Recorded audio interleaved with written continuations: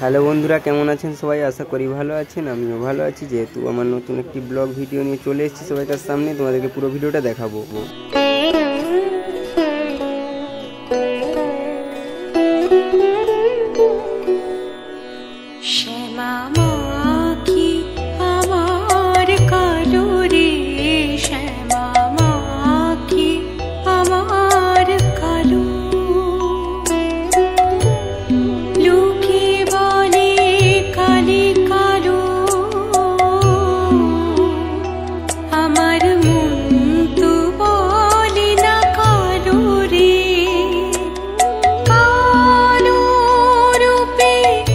go